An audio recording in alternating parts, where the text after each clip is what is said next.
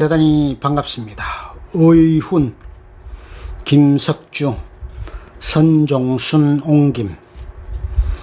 몇 개월 동안 병을 앓고 난 후 김씨는 몸이 퍽 수척해졌다. 집안 사람들에게 물으니 너무 심하게 말랐다 하고 친구에게 물으니 자네 왜 이렇게 말랐는가 하였으며 아인들에게 물어봐도 역시 마찬가지 대답이었다. 이에 김씨는 걱정이 되어 얼굴에 수심이 가득했다. 의원에게 진찰을 받아보려던 차에 의술이 신통하기로 온 나라에 유명한 의원이 이웃마을에 산다기에 마침내 모셔와 진찰을 받게 되었다. 의원은 자리에 앉아 먼저 유심히 살펴보고 귀 기울여 들어보더니 앞으로 다가와 맥을 짚어보고 물러나 앉으며 말하기를, 당신의 소리를 들어보고 안색을 살펴본 바로는 병이 든 것이 아니고 맥을 짚어보니 그 전의 병도 이미 다 나았는데 대체 무슨 병을 고치려고 합니까 하였다. 김씨가 몸이 마르는 것을 고치고 싶습니다. 하나 의원은 어이없사하며 웃으면서 이렇게 말했다. 그건 제가 고칠 병이 아니군요. 살갗에 든 병은 찜질로 고치고 혈맥에 든 병은 침으로 고치고 위장에 든 병은 술로 고쳐서 고치지 못할 병은 없습니다. 그러나 당신의 병은 병이 아니라 마르는 것이니 제가 어떤 치료법을 쓸 수 있겠습니까? 살이 찌는데 4가지 조건이 있는데 당신은 한 가지도 없으니 어떻게 살찔 수가 있겠습니까? 4가지 조건이란 몸을 편하게 하는 것, 맛있고 좋은 음식을 먹는 것, 눈을 즐겁게 하는 것, 귀를 즐겁게 하는 것입니다. 당신은 어리어리한 집에 살면서 화려하게 꾸민 침실에서 잠자고 멋들어진 거실에서 휴식을 취하는 사람치고 마른 사람 보셨습니까?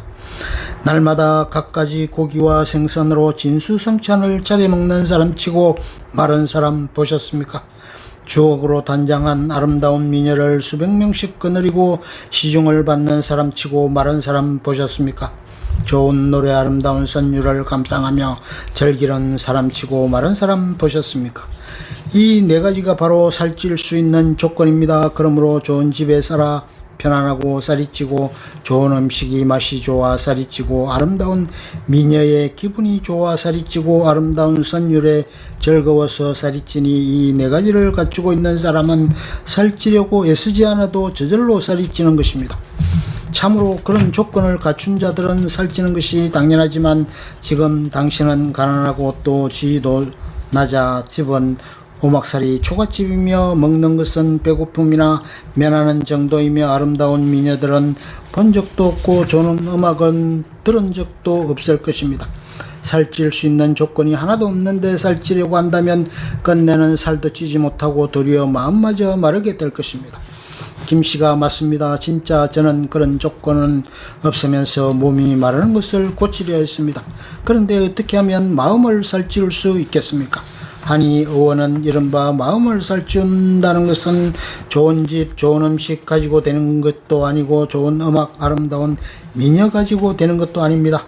도덕으로 채우고 의로 윤기를 내어 얼굴이 돋보이고 용모가 수려해지는 것을 말하니 이는 본래 가지고 있는 것을 온전하게 만들고 본래부터 없었던 것은 부끄러워하지 않는 것이며 자기 마음을 살찌우고 몸이 마르는 것은 걱정하지 않는 것입니다. 당신은 초나라 장사꾼 이야기를 듣지 못하셨습니까? 초나라 장사꾼이 옥으로 유명한 형산의 모든 옥을 모았는데 그 가치는 여러 개의 성으로도 바꿀 수 없을 만큼 값진 것이었습니다. 그런데 이 사람이 어느 날 제 나라에 갔다가 금은 보화가 시장에 진열되어 있는 것을 보고는 마음에 들어 옥과 바꾸어 가지고 돌아왔지요. 금은 보화라는 것은 진실로 부를 누릴 수 있는 미천은 되지만 부를 유지시켜주는 형산의 옥보다는 못합니다.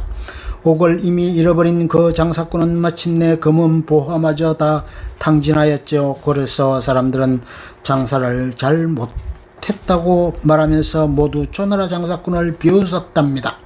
지금 당신은 마음을 살찌우려고 하지 않고 본래 없는 것을 구하고 있습니다만 설령 그것을 얻는다 손 치더라도 잘한 장사는 못되거니와 얻지도 못하고 본래 가지고 있던 것을 먼저 잃어버리게 되면 초나라 장사꾼보다 더한 웃음거리가 되지 않겠습니까? 그러므로 옛날 현인군자는 먼저 살찌워야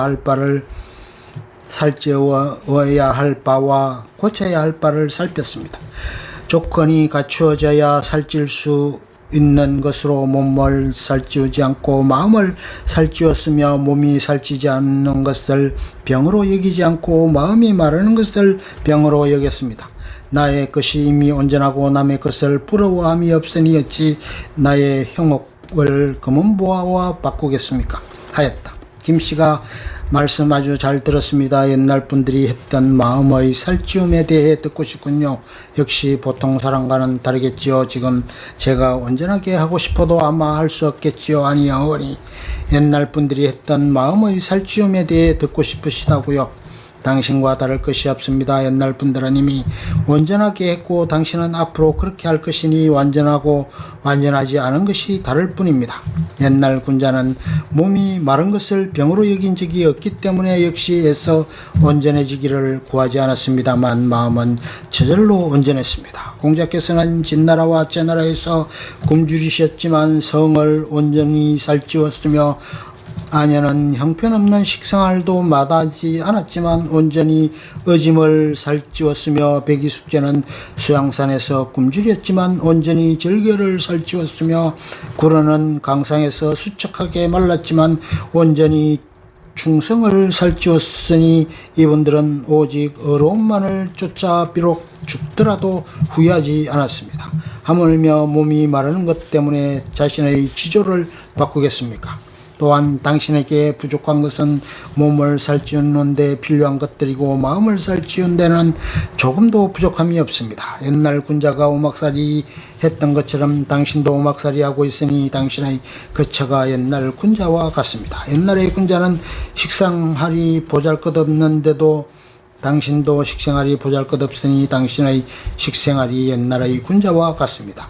어지러운 녀석이 당신의 눈을 흘리지 않으니 옛날 분들의 밝은 눈을 유지하고 있으며 음탕한 노래가 당신의 길을 어지럽히지 않으니 옛날 분들의 밝은 길을 유지하고 있는 셈이지요. 자질이 이렇게 훌륭함으로 당신이 온전해지고자 한다면 인이 바로 온전해질 것입니다.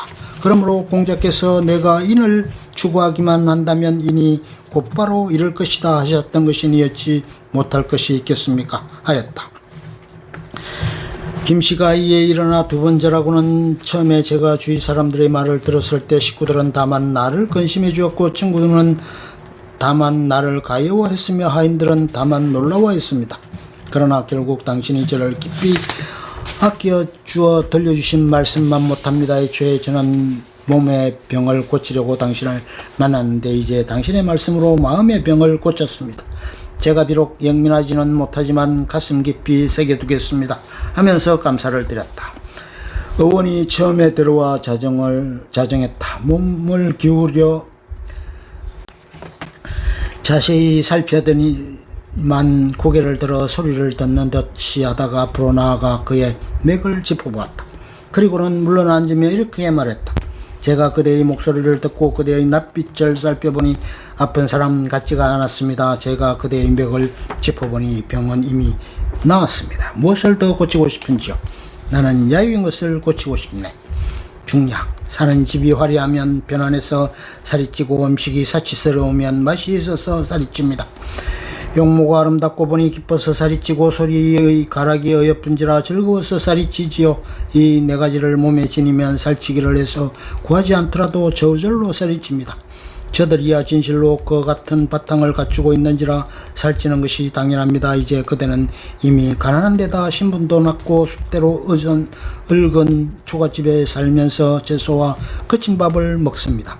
눈은 5가지 채색을 본 적이 없고 귀는 5가지 소리를 들은 적이 없으니 바탕이 갖추어지지 않은 상태에서 다만 살찌기를 구한다면 끝내 살이 찔 수도 없을 뿐 아니라 도리어 양비마저 잃게 될까 염려됩니다. 내가 말했다. 그렇구려. 내가 진실로 이 네 가지 것이 없는데 또 병으로 야위기까지 하였소. 어찌 이른바 양비란 것이 있단 말이야. 의원이 말했다. 이른바 양비란 것은 화려한 거처나 사치스러운 음식 또는 즐거운 음악과 마음을 기쁘게 하는 여색을 바탕으로 삼지 않습니다. 도덕으로 채우고 인의로 윤택하게 해서 낯빛에 가득 차올라 얼굴에 환하게 드러나는 것을 말하지요. 이는 진실로 본래부터 지녔던 것을 온전히 해서 평소에 없던 것을 사모하지 않는 것입니다. 이는 진실로 그 마음을 살찌워서 몸이 말하는 것을 병으로 여기지 않는 것이고요. 그대는 또 초나라 장사꾼들의 일을 들어 보지 못했습니까? 형산의 옥 하나를 쌓아두니 그 값은 여러 개의 성으로도 능히 바꿀 수 없는 것이었습니다. 하루아침에 전나라로 갔다가 금은보화가 시장에 쌓인 것을 보고는 마음으로 기뻐하여 이것과 맞바꾸어 돌아왔습니다. 제저 금은보화는 진실로 부자가 되는 바탕이지만 형산의 옥 한 개가 지닌 양부만은 못합니다. 장사꾼이 그 타고난 불을 잃고 나서는 어느새 미천 또한 다하고 말았지요. 그래서 사람들은 장사를 잘 하지 못한 사람이라고 말하며 모두들 초나라 장사꾼을 비웃었지요. 이제 그대가 양비를 버리고 평소에 어떤 것을 구하니 설령 이것을 얻는다 해도 오히려 장사를 잘하지 못한 것이 되고 말입니다. 찾다가 얻지 못하고 또 본래 지녔던 것마저 잃게 되면 사람들이 이를 비웃으니 어찌 다만 초나라 장사꾼 정도이겠습니까? 이 때문에 옛날 현인과 군자는 먼저 마땅히 살찌워야 할 것을 살피고 고쳐야 할 것을 살폈던 것입니다. 바탕이 있어 살찌는 것으로 그 몸을 살찌우지 않고 양비로 그 마음을 살찌웁니다. 몸이 살찌지 않음을 병으로 여기지 않고 마음이 살찌지 않음을 가지고 병으로 삼지요. 이것이 온전해지면 저것을 부러워함이 없으니 어찌 자기의 형옥을 가지고 금은보화와 바꾸려 하겠습니까?